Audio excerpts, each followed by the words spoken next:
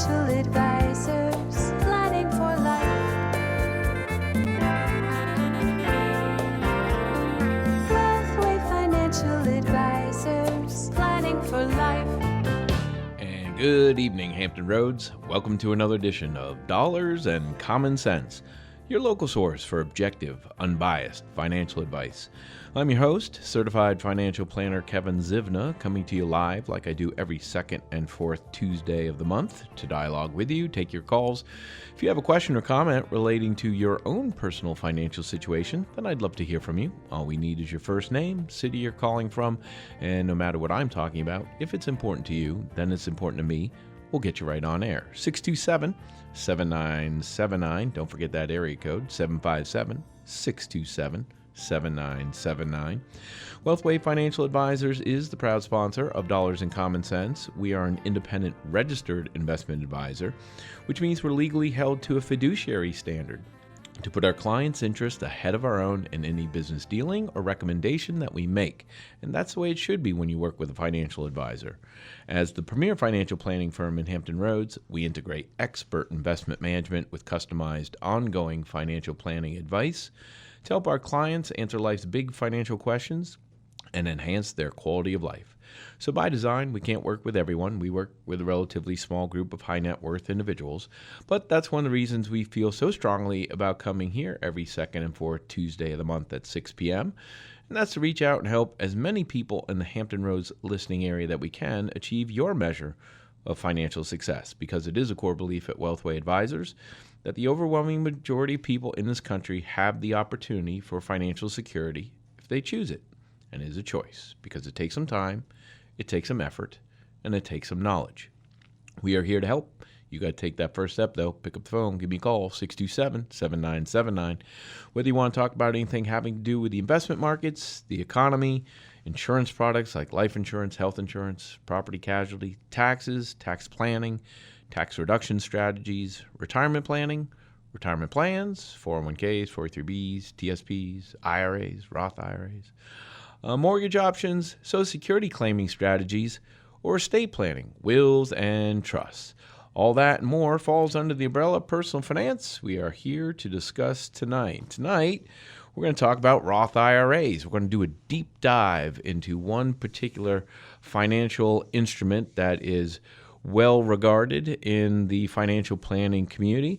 And so we're going to talk about how Roth IRAs work, the features, the benefits, how they compare to traditional IRAs, and then talk about a very significant financial transaction that may be very valuable to you, and that's Roth IRA conversions, converting funds from traditional IRA sources into a Roth IRA. But before we get into all that, we do have a caller on the line, and as promised, when we get that caller, we're going to run out to Elizabeth City this time and speak with Jim. Good evening, Jim. You're on Dollars and Common Sense. Yeah, guy. How you doing? I got a question about the stuff you see on TV on biatical settlements. Yes. Sell your insurance policy back to these companies. What is the tax implication on that?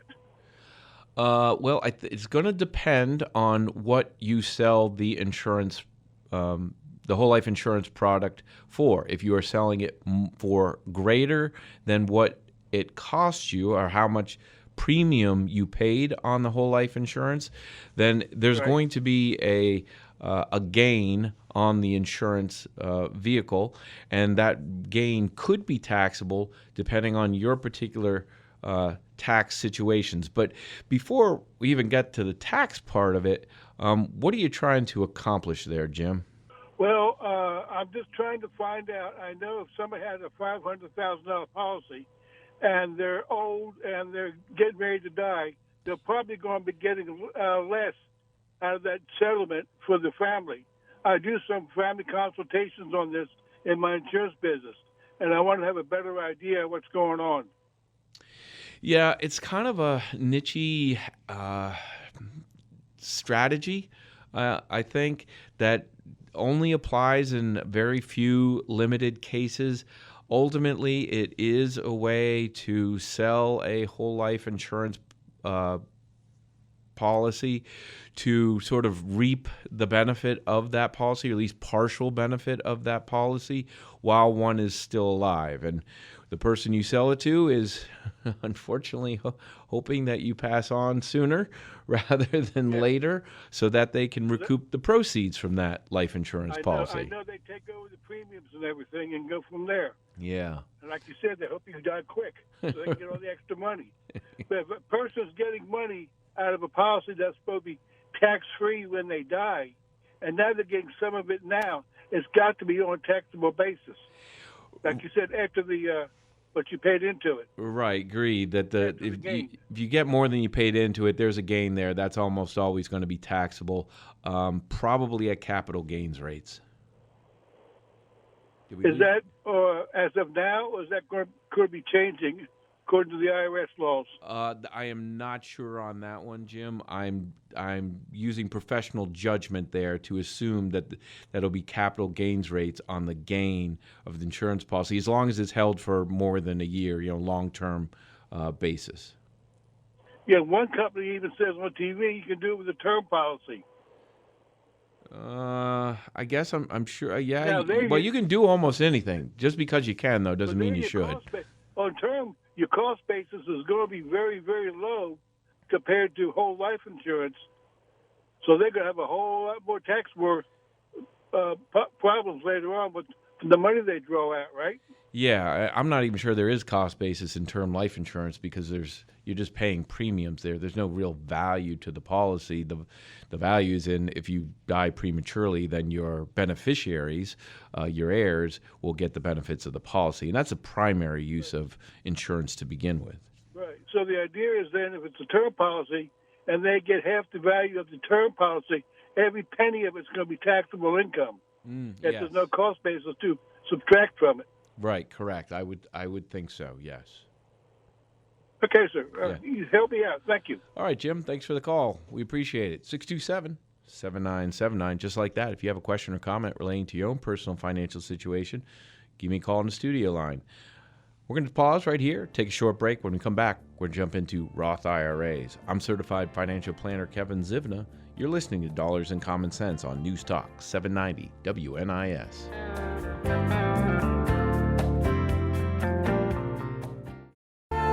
Financial advisors, planning for life.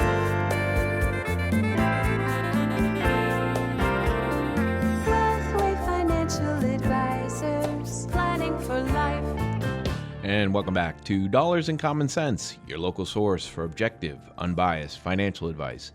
I'm certified financial planner Kevin Zivna, the president of Wealthway Financial Advisors, the premier financial planning firm in Hampton Roads, where we integrate expert investment management with customized ongoing financial planning advice to help our clients answer life's big financial questions and enhance their quality of life. For more information about us, check us out online at wealthwayadvisors.com.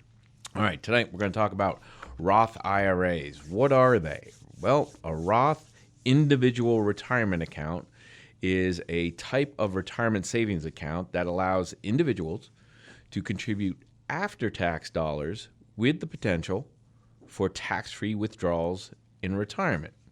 And the purpose of a Roth IRA is to provide people with a tax-advantaged way to save for retirement that offers flexibility and potential tax-free income in the future.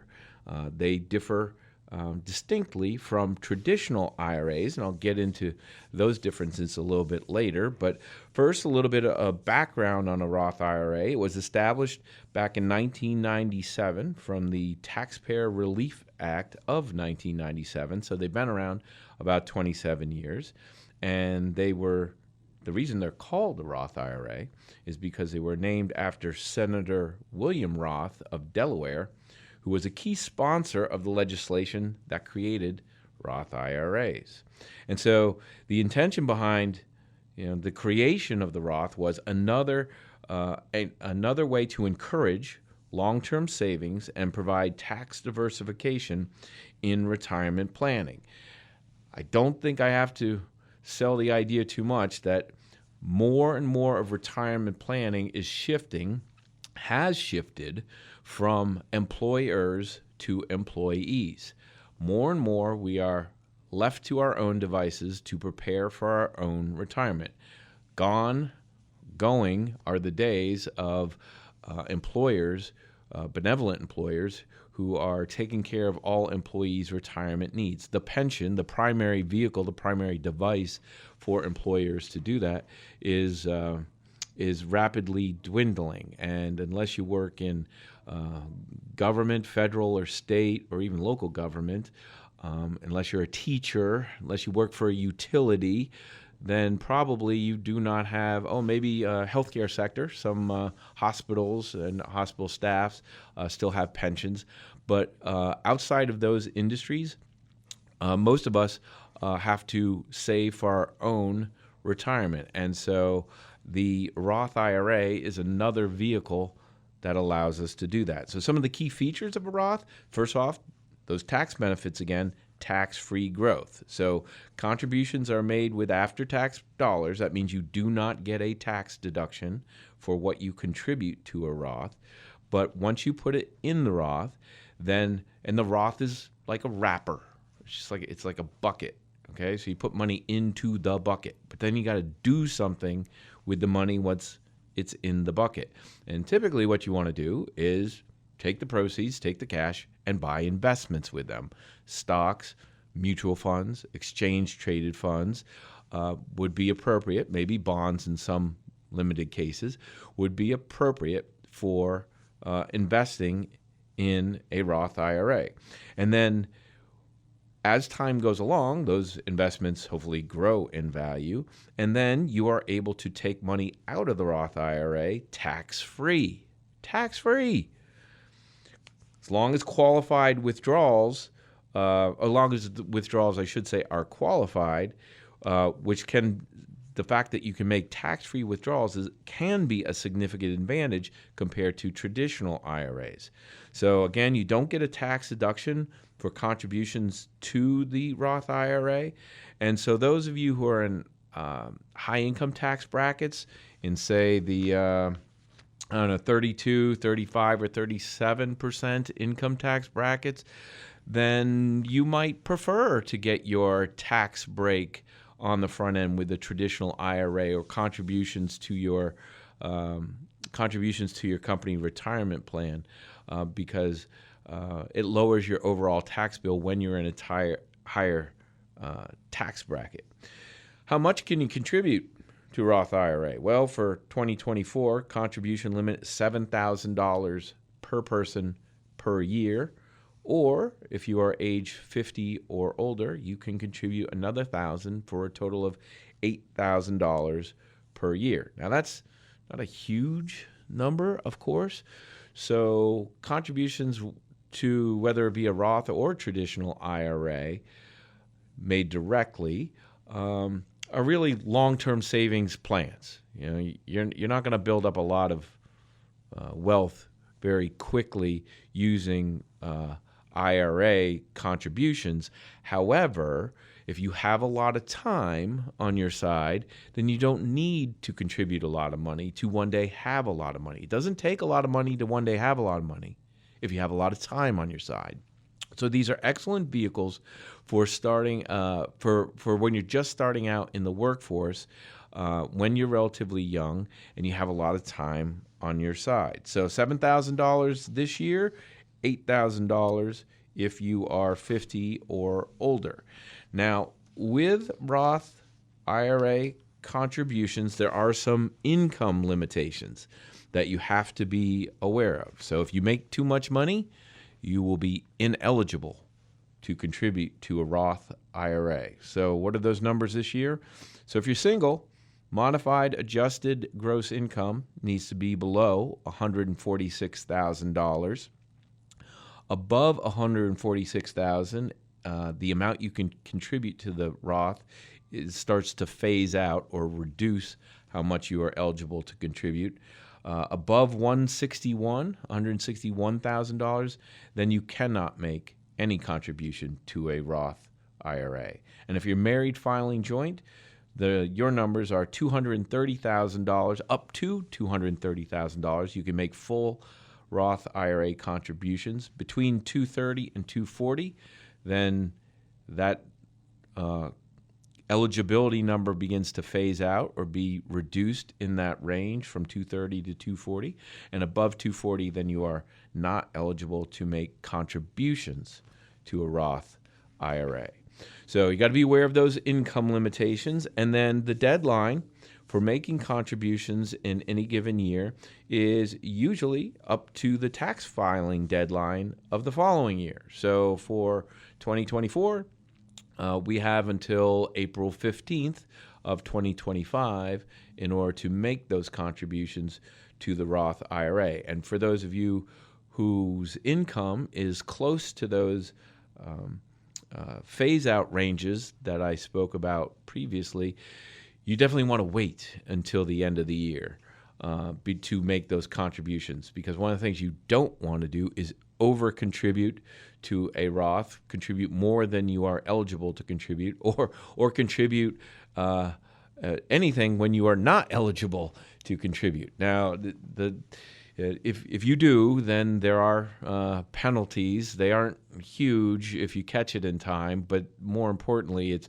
just a really big pain in the butt to have to unwind the contributions that you make to the Roth if you over contribute. So be aware of your income limitations there on contributions to the Roth IRA. And then, once you do that, though, the point is to start early, contribute often, get the money invested for growth long term, and then you can take the money out tax-free after you meet a couple qualifications there as well. The first is the 5-year rule.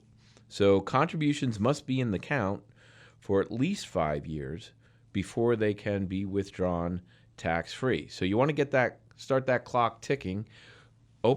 Heck, you can open up a Roth IRA at any point, as long as you have earned income. I should say you have to have earned income in order to make a contribution. So, your minor kids who don't have W-2 income, they are not eligible. But as long as you're drawing a paycheck, you can contribute up to the amount of that paycheck or the $7,000 in this year. And so you can open up with, say, $100, just put it in there, and then that starts the clock ticking. And then as long as the IRA is open for at least 5 years, then one of the criteria to get back that tax-free growth is that the account has to be open for 5 years. Then the other criteria is that you have to be over the age of 59 and a half, provided the 5-year rule is met. So the whole point of the Roth is long-term retirement savings. Start early, contribute often, allow the account would certainly be well over 5 years if you started in your 20s, and then after age 59 and a half, then you can start, if you so choose, making with tax-free withdrawals from the Roth IRA. Now, there are some exceptions. You can get at that money a little bit earlier if necessary. You can take $10,000 out of a Roth IRA for first-time home purchases. You can take it out in the event of disability, certain qualifying disability, in the event of death of the owner. And then a couple other things, birth and adoption expenses. You can take $5,000 out from a Roth for that. You can do it for some qualified education expenses and also some medical expenses. But this falls under the just because you can doesn't mean you should. Yes, you can access the account for some special exceptions, but generally speaking, you should not. The main and primary purpose of the Roth IRA is your long-term retirement funding. These other reasons for perhaps taking penalty-free withdrawals from a Roth IRA, while they're nice, you should be saving for these things in different buckets, in different vehicles. Some of these things should be accounted for in your emergency fund, which should be in a very safe, secure bank account, and you should not look at your Roth IRA as an emergency fund type of device. It's designed for long-term savings, not short-term emergencies. All right, I'm going to need to pause here for the news in just a few seconds. Is that Leo in Hampton? Leo, I see you up there. If you can hang on through the break, I'll get you when we come back. But right now, we're going to pause for the news. Be back in just a couple minutes. Get those calls in now, 627-7979. I'm Certified Financial Planner Kevin Zivna. You're listening to Dollars and Common Sense on News Talk 790 WNIS.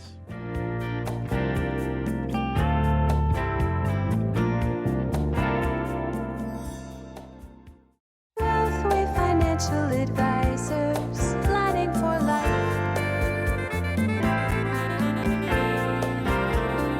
Wealthway Financial Advisors, planning for life.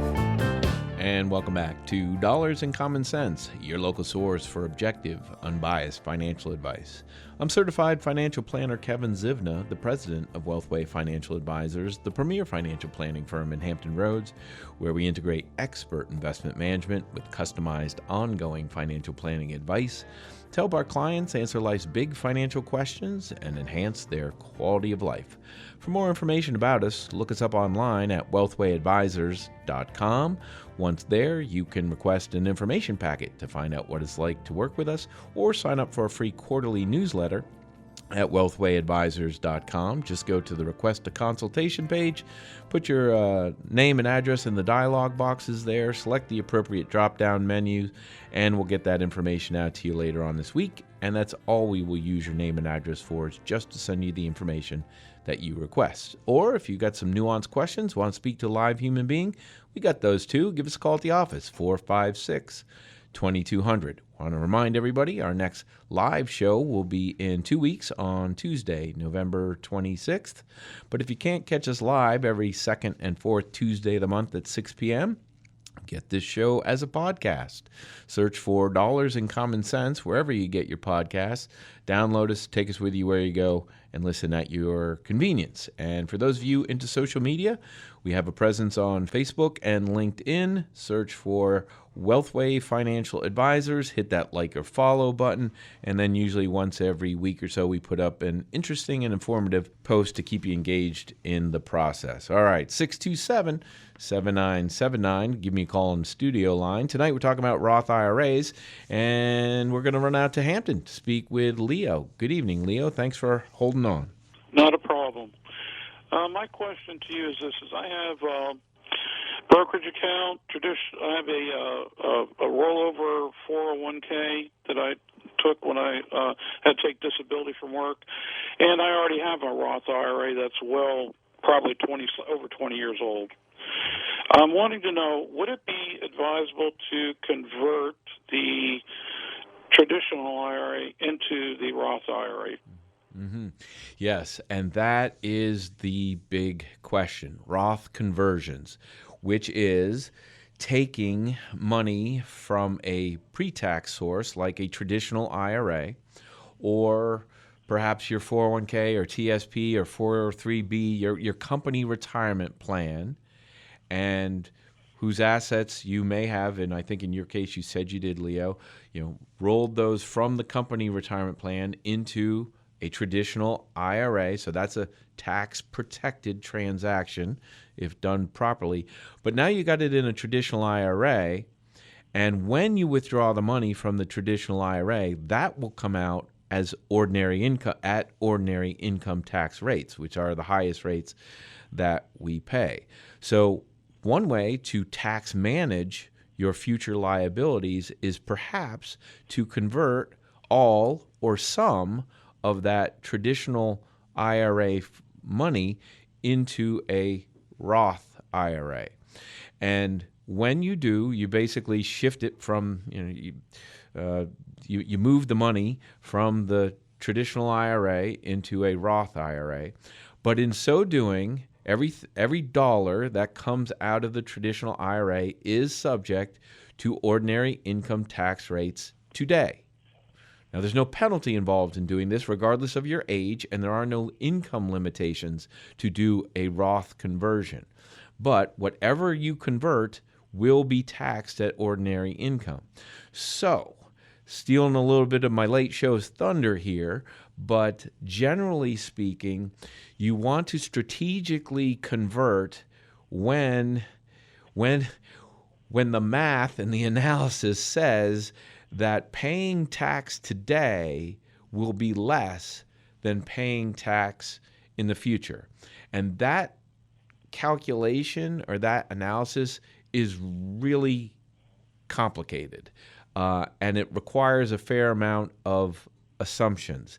It's probably one of the most technically complicated analyses we do for our clients. And in a lot of cases, it does not make sense to convert. Typically based on current tax rates and current income. So if you are earning money right now, if you're working, in other words, and not retired, then whatever gets converted just gets layered on top of whatever your W-2 income is now. If you were to retire, stop working, income reduces or is eliminated, then that provides a potentially good opportunity to convert some of that traditional IRA money to a Roth. So there's kind of needs to be certain conditions in effect in order for the conversion to make sense. But when it makes sense, it can make a lot of sense. I mean, we right now have about 4 or 5 clients that we're actively doing regular Roth conversions on. And in almost all cases, we're saving them at least tens of thousands of dollars over the lifetime. I know of a couple cases, hundreds of thousands of dollars, and in 1 or 2 cases, millions of dollars of future taxes that they will not pay because they're strategically converting ample amount of assets from the traditional to the Roth. But again, those are very specific situations that require a lot of technical analysis in order for it to sort of work out right, assuming that your primary goal is to maximize your overall net worth and pay as few taxes as you can. There can be good other reasons to convert money from a traditional to a Roth IRA. And if we're talking small dollar amounts, then this isn't all that, critical.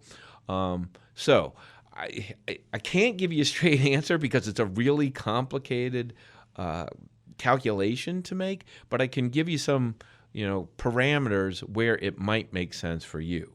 Was that helpful? Yes. One of the questions wanted to ask is this. Since I already have an established Roth IRA, would I be contributing to that existing Roth IRA that I have? And would there still be a 5-year waiting period on removing funds from that IRA, Roth IRA? If you already can do that conversion. Yeah, if you already I think you said the Roth was open like 20 years? Yes, more than 20 actually. Yeah. I took advantage of it as soon as it became available. Right, excellent, smart move. That means you've already met that 5-year window. It does not apply to every contribution you make. It just applies to the first contribution you make, which you did over 20 years ago. So you've already met that. And once, to the other part of your question, once you have it open, yes, as long as you are still eligible based on the income limits that are in effect now, you can still make contributions to the Roth, whether that's direct from a bank account or through a conversion.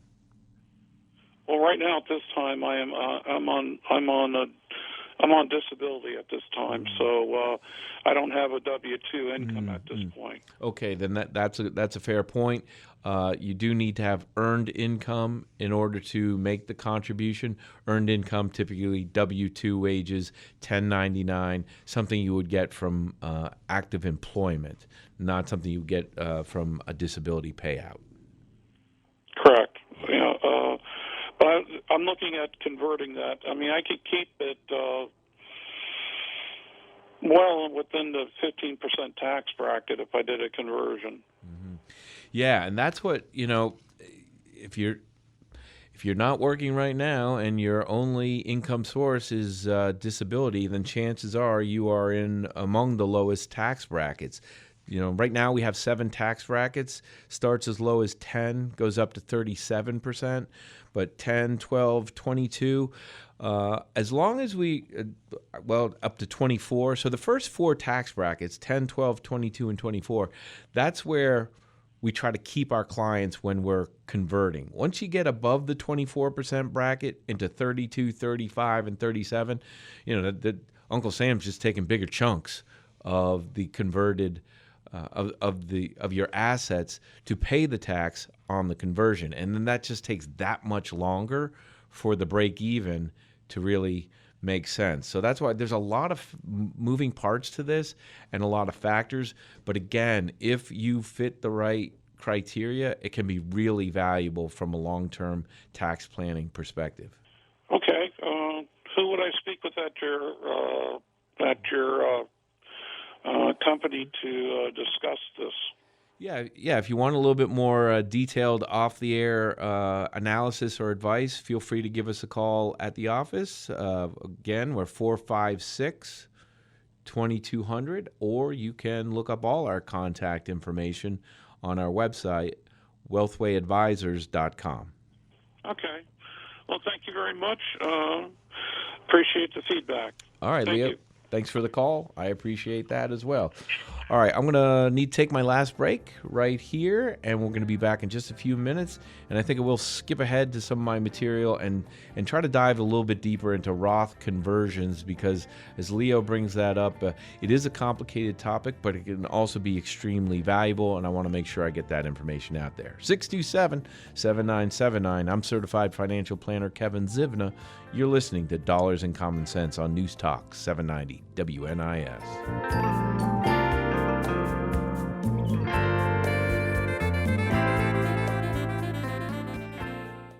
Wealthway Financial Advisors, planning for life.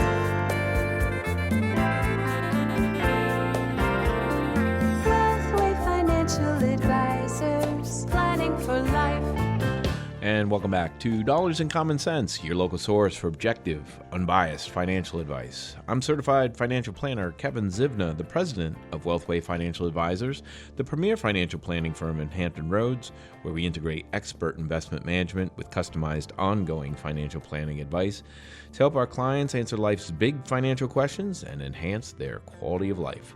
For more information about us, you can look us up online at wealthwayadvisors.com. Once there, you can request an information packet to find out what it's like to work with us, or sign up for a free quarterly newsletter at wealthwayadvisors.com. Or if you are into social media, you can check us out on Facebook and LinkedIn by searching for Wealthway Financial Advisors. And for those of you who can't catch our live show every second and fourth Tuesday a month at 6 p.m., you can get the show as a podcast by searching for Dollars and Common Sense and subscribing to that free podcast. All right, tonight we're talking about Roth IRAs, and specifically Roth IRA conversion. So Leo introduced the subject before the break there about converting Roth IRAs, and that's a big segment of what I want to talk about because it is an excellent planning opportunity. So what is a Roth IRA conversion?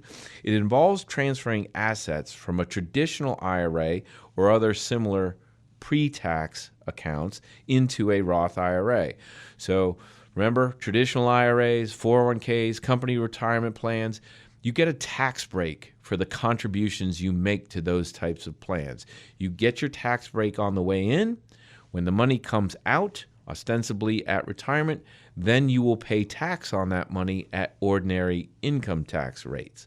The Roth differs in that you get no tax break on the way in on the money that goes into the Roth, but then that money and the investments it purchases grows tax-free and then will come out tax-free later on when you take it out for retirement. So it's a question of when do you get your tax break, on the way in or the way out?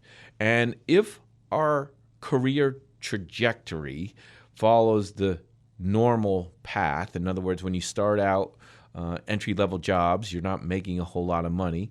But as your career develops, you get promotions, you start getting raises, start making more money, then usually you want to contribute to the Roth early on in your career because you're already in lower tax brackets. So you're not getting the tax break, but you're not in a large tax bracket anyway.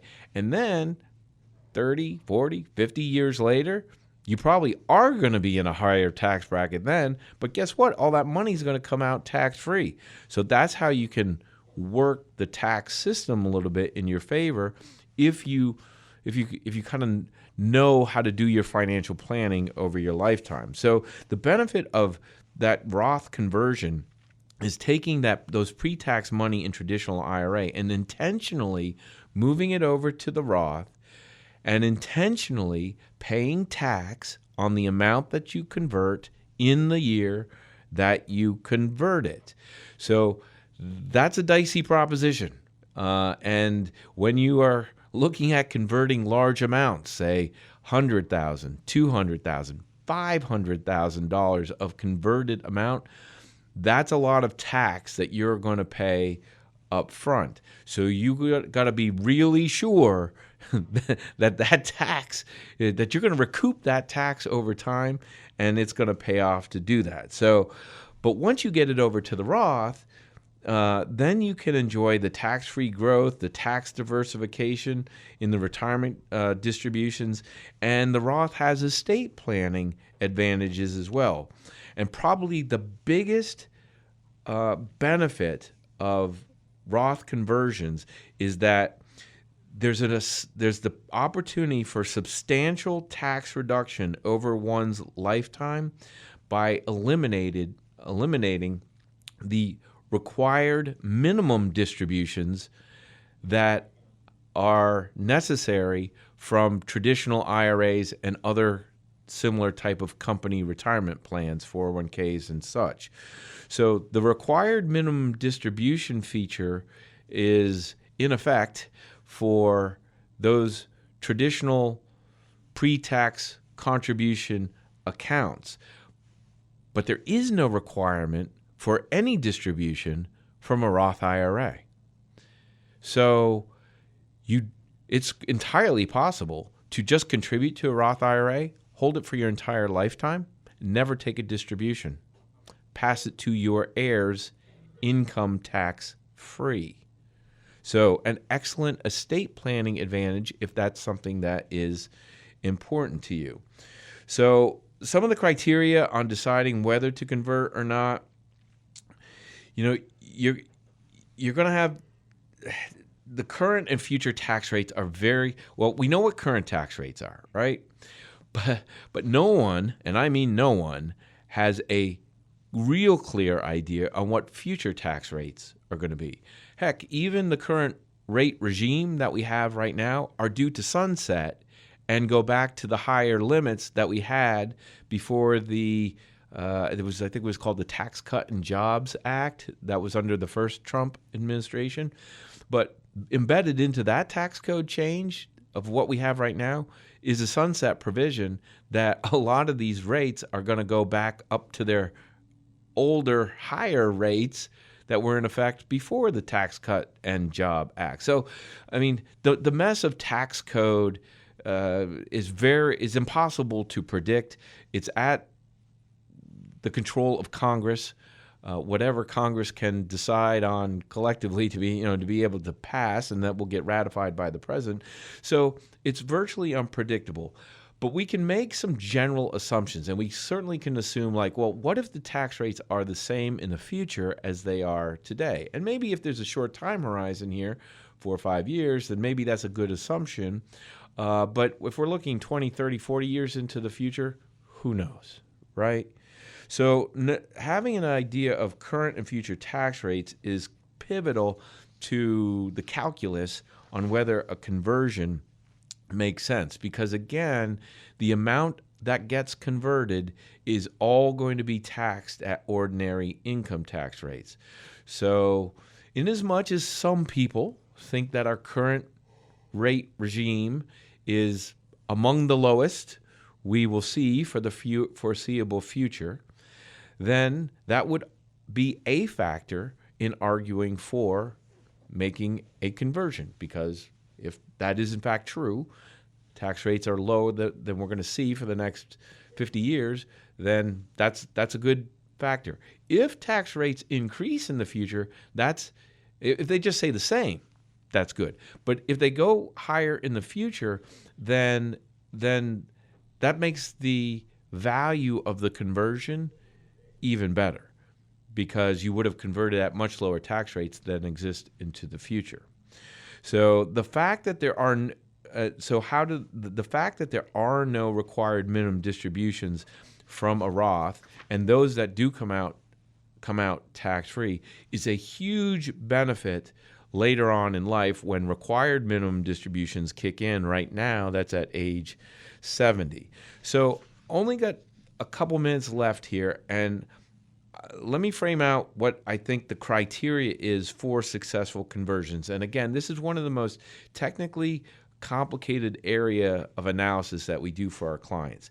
First of all, if you are early-ish retirement and before claiming Social Security. So let's say you retire between 55 and 62, and before you claim Social Security, income is lower, good chance to convert. Do you have a long enough time horizon to break even from the conversion tax? Typically, again, want to do it your 50s, 60s, so you have 20, 30, maybe 40 years ahead of you to recoup the conversion tax.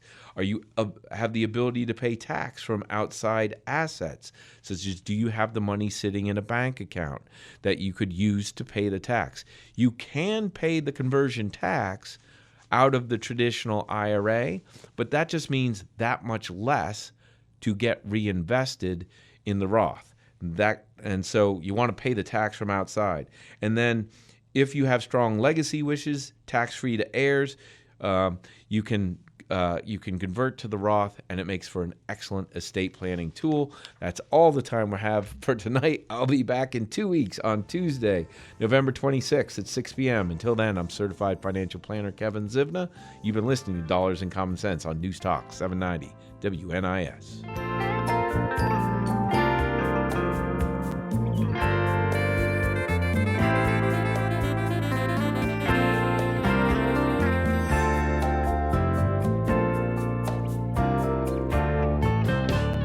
The preceding program was sponsored and paid for by Wealthway Financial Advisors. We are solely responsible for its content.